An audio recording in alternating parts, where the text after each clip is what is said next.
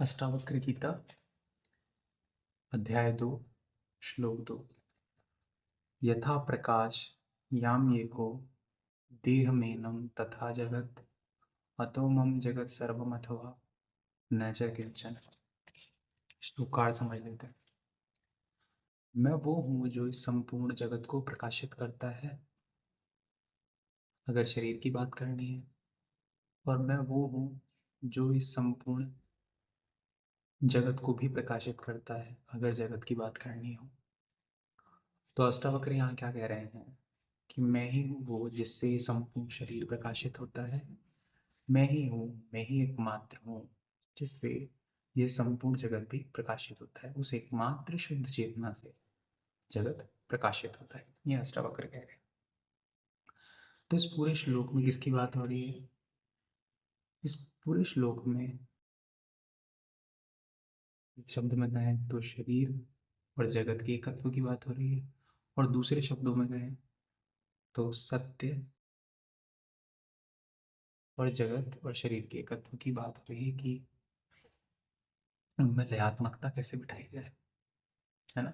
उनमें सारबद्धता कैसे बिठाई जाए उसकी बात करें।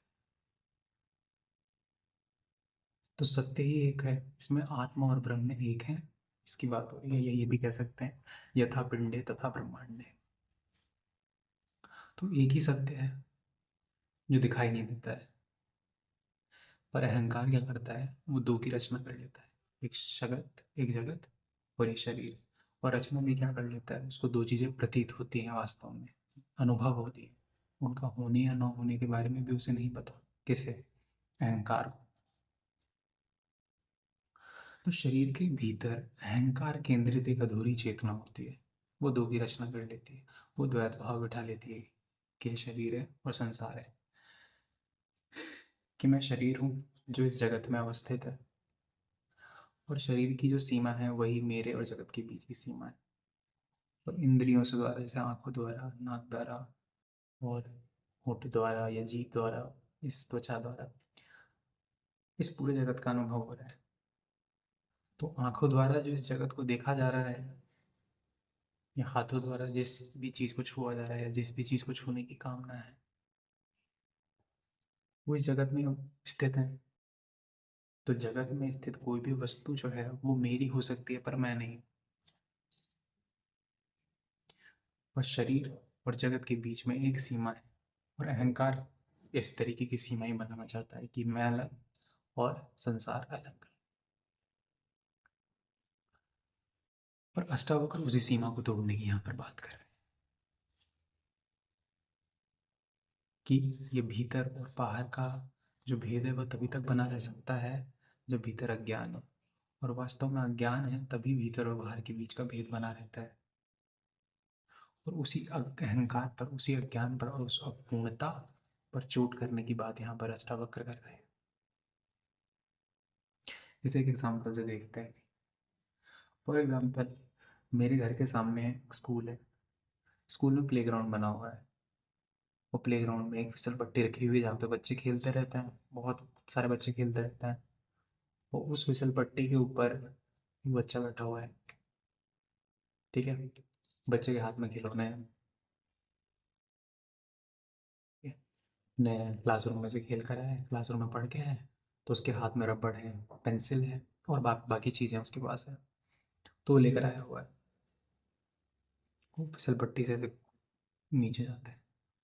अगर तटस्थ होकर के आप देखें या दूर से होकर के देखें, बिना किसी भी लाग लपेट के, तो जैसे कोई रबड़ है, जैसे कोई पेंसिल है, जैसे कोई फिसल पट्टी है, जैसे लोहे की बनी हुई रॉड है, जैसे वो ज़मीन है, या वहाँ पर खेलते हुए, या वहाँ पर बहुत सारे पेड़ बने हुए हैं, उन पेड़ों पर फूल उग रहे हैं, या वहाँ पे कोई बच्चा है तो है। अगर वो तटस्थ होकर देखें तो वो क्या है, वो सभी वस्तुएं ही हैं, सब प्रकृति है।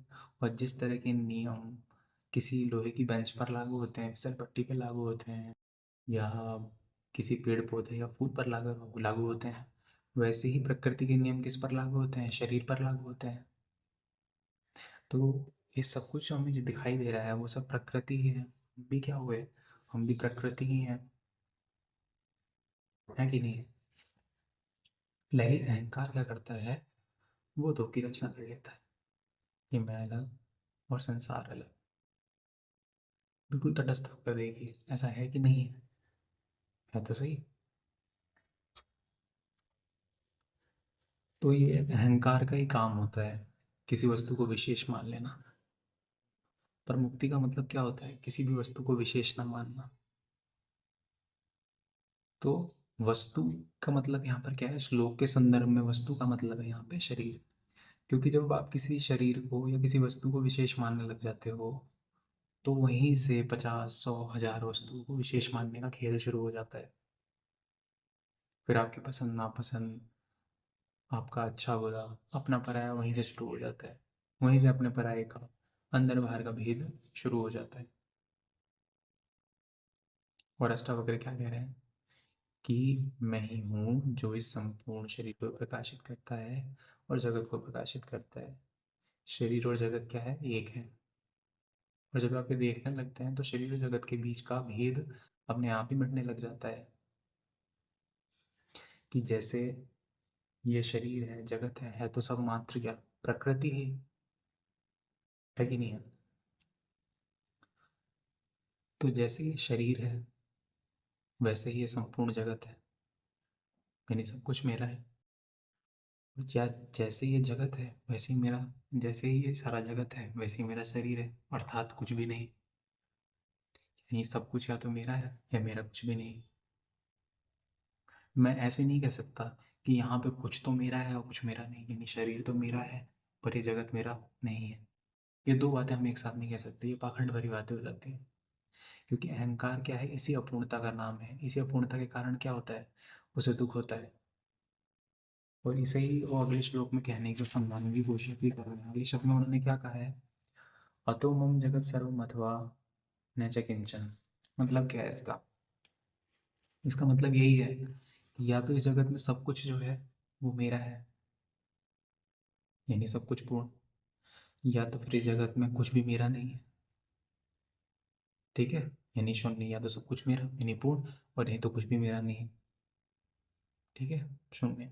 ठीक है, कुछ भी मेरा नहीं है यहाँ पे। तो अहंकार इसी अपूर्णता के कारण अपने जीवन में दुख पाता है। ठीक है? अब सब कुछ मेरे हैं और सब कुछ मेरा नहीं है, इसका मतलब क्या होता है? ये समझने की कोशिश करता है कि जैसे मैं शरीर को देख रहा हूँ वैसे मैं इस दुनिया को भी देख रहा हूँ।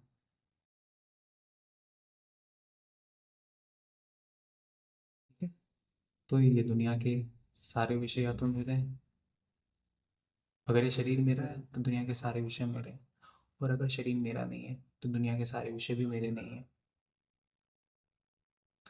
आप खुद ही सोच के देखिए कि दुनिया में किसी भी चीज़ पर आपका स्वामित्व है, दुनिया में किसी भी चीज़ पर आपका नियंत्रण है, नहीं ना? और इस शरीर का जन्म भी क्या हुआ है? दुनिया की चीज़ों से हुआ है।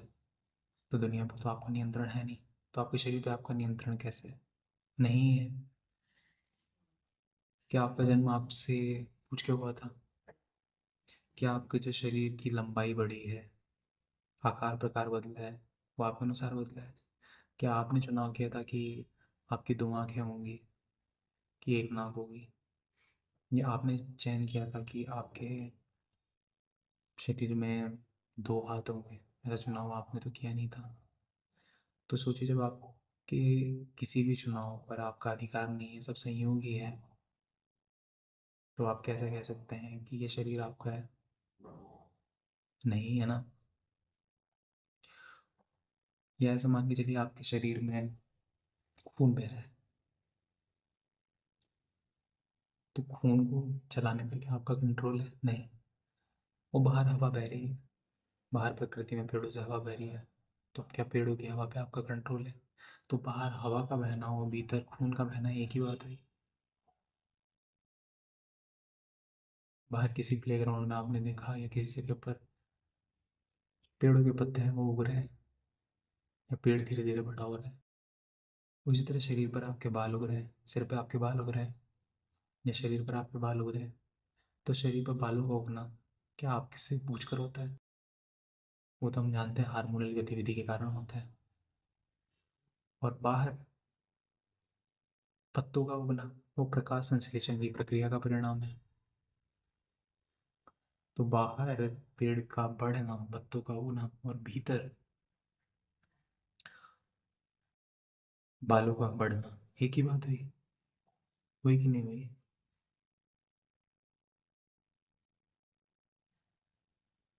सागर है, सागर में लहर का उठना और मन में विचारों का उठना, तो फिर वो भी एक ही बात हुई। पर जब सागर में लहर उठती है तो सागर ये नहीं कहती कि ये मैंने खुद कोशिश करी और मैंने उठाने की कोशिश की और लहर उठ गई। क्योंकि लहर, सागर को पता है कि लहर का उठना जो क्या होता है, गुरुत्वाकर्षण के कारण होता है। पानी जो है वो ऊर्जा को सोख लेता है, और पानी की ऊर्जा को सोखने के कारण ही सागर में लहरें उठती हैं। लेकिन जब आप विचार करते हैं तो आप कहते हैं कि मैंने विचार करा, पर क्या आप विचार आपसे पूछ के उठते हैं? आपसे विचार आपसे पूछ के नहीं उठते हैं। आपको लगता है कि आपसे पूछ के आपके विचार उठ रहे हैं। तो जब आपको पता है कि बाहर पत्तों का उगना और भीतर सर पर बालों का उगना एक ही बात है, तो उसी बात को थोड़ा सा आगे बढ़ाइए। उसी बात को आगे थोड़ा बढ़ा के इसके एक्सटेंड कर दीजिए कि उसी तरह शरीर पर, सिर पे बालों का उगना, जैसे आप पेड़ों के पत्तों का उगना एक ही बात है, वैसे ही विचारों का उठना मन में, और सागर में लहरों का उठना भी एक ही बात है। क्योंकि दोनों ही क्रियाएं क्या है, प्राकृतिक है। इसी बात को आर्थर शोपेनहावर कहते थे कि man can will but he can not will what he will. इंसान चाह तो सकता है, ठीक है, पर वो क्या चाह सकता है, उस पर उसका नियंत्रण नहीं। क्या चाहेगा उस पर उसका नियंत्रण, ठीक है। तो इस श्लोक के अंदर मनुष्य के जो गहरी आंतरिकता है, उसकी कितनी गहरी समझ है कि नहीं है?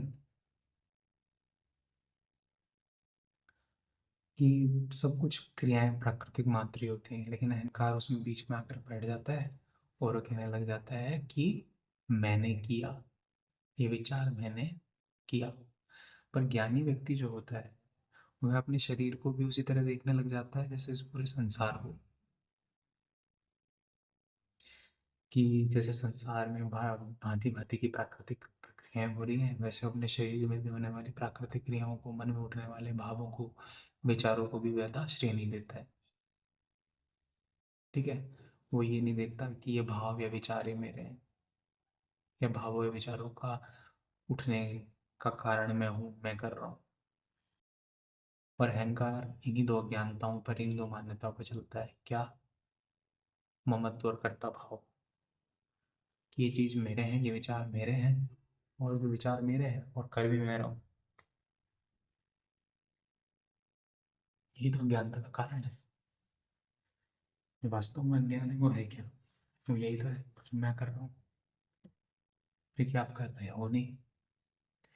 जैसे फॉर एग्जाम्पल कभी आपकी किसी से लड़ाई हो जाती है, ठीक है, वो आपको कोई अपशब्द बोल देता है, कटु शब्द बोल देता है, और आपका हाथ जा करके उससे हाथापाई कर लेते हो, और आप मुक्के मुक्के मार देते हो, आप उसके गर्दन पकड़ लेते हो। तो ये जो गुस्सा हुआ वो आपके बोध के कारण हुआ, आपका हाथ उस पर उठा, वो क्या आपके बोध के कारण उठा है, आपकी समझ के कारण उठा है? नहीं। भीतर रक्तचाप बढ़ गया, भीतर रसायन का उद्वेग बढ़ गया, रसायन का एक स्तर एक से ज़्यादा बढ़ गया, और आपने जा करके उसकी गर्दन पकड़ ली। तो जैसे हाथों का उठना और हवा का उठना भी एक ही बात है। हवा भी उच्च दाब से निम्न दाब की तरफ बढ़ती है, और आप भी एक शांत से ऊंचे स्तर की तरफ बढ़ गए, उद्वेलित हो गए। यानी कि यही स्थिति हो जाता है, वो ये कहने लग जाता है कि या तो ये जगत, ये शरीर, सब कुछ मेरा है, या यहाँ पे कुछ भी मेरा नहीं है। या तो सब कुछ प्रकृति है, या प्रकृति मैं नहीं हूँ। बीच बीच का खेल नहीं चलता उसके बीच।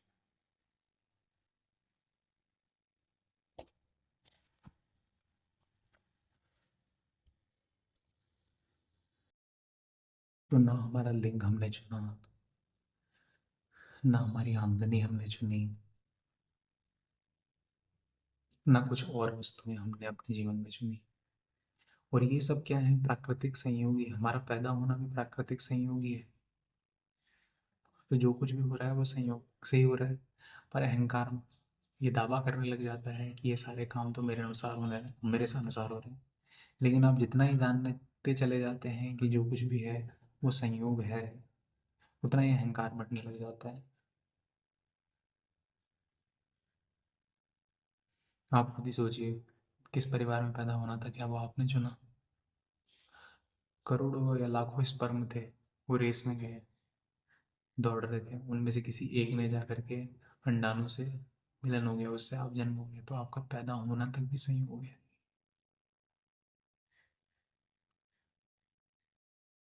क्या है जो वास्तव में आपका है? कुछ भी नहीं। जो प्रेम हम कहते हैं कि हमारा प्रेम है, वो प्रेम होना भी क्या है? प्राकृतिक संयोग है। यहाँ तक कि विचार करना भी प्राकृतिक संयोग ही है। क्यों? मान लीजिए आपने अपनी चेतना से कोई लंबी और ऊंची किताब लिख डाली, तो उस विचार जो आए हैं वो कहाँ से आए हैं?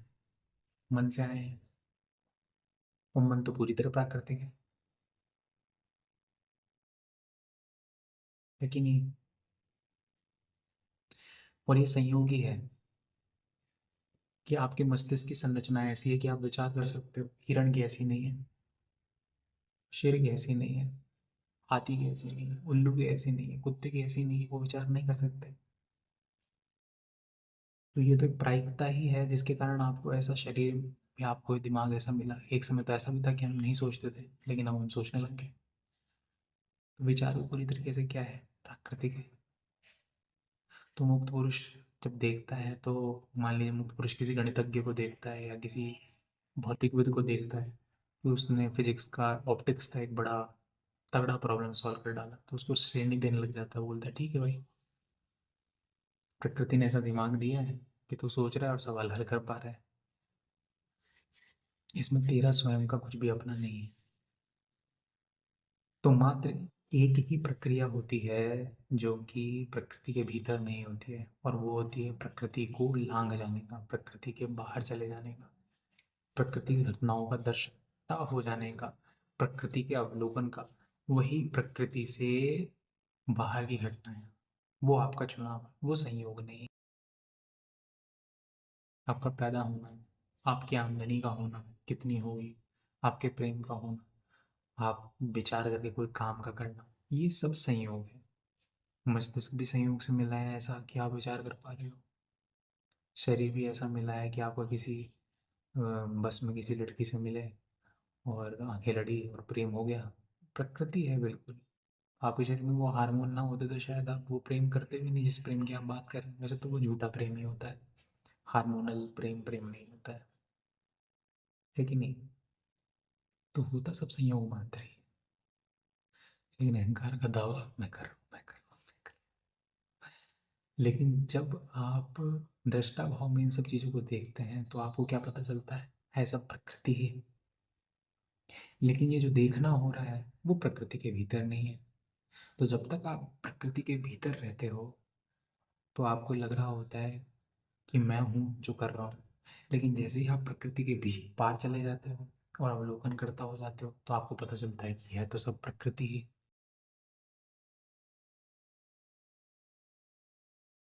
तो है कुछ भी नहीं, लेकिन माने बैठा हूँ कि मैं करता हूँ। पर पर ये जब जान लिया कि करने वाला मैं नहीं हूँ, करने वाला तो कोई और है, प्रकृति है,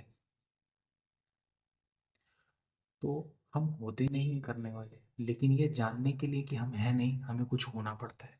तो कुछ होने के लिए कुछ खोना पड़ता है। अपने सत्य स्वरूप को पाने के लिए, अपनी शुद्ध चेतना के स्वरूप को पाने के लिए हमें प्रकृति को छोड़ना पड़ता है। लेकिन हम ऐसे नालायक संतान हैं, हम प्रकृति को पकड़े रहते हैं। उस प्रकृति के भीतर ही अपना बसेरा बना लेते हैं। उस प्रकृति के भीतर ही बच्चे जन्म लेते हैं। उसी प्रकृति के भीतर खाना पीना और काम करना जैसी क्रियाएं करते रहते हैं। और फिर हम अपने आप से दावा करने लग जाते हैं कि ये सारे काम तो मैं कर रहा हूँ, जबकि करने वाला कौन है? प्रकृति। तो ज्ञानी वो है जिसको ये दिख जाता है कि जो सब हो रहा है सब प्रकृति मात्र ही है। ठीक है, और मैं इन घटनाओं का केवल दृष्टा मात्र हूँ। तो इस श्लोक ने हमें क्या बताया? इस श्लोक ने हमें ये बताया कि अगर सत्य स्वरूप को पाना है, और सत्य स्वरूप तो आपको उपलब्ध है ही, वो तो आपका देखना हो, दृष्टा तो आपका स्वभाव है, लेकिन उस दृष्टा भाव में आपको पता चलता है कि आप हो ही नहीं, आप करने वाले नहीं हो, करने वाली तो मात्र प्रकृति है, और आप उन सभी घटनाओं के केवल क्या हो? दृष्टा मात्र। करने वाली केवल प्रकृति है, आप तो कुछ हो ही नहीं।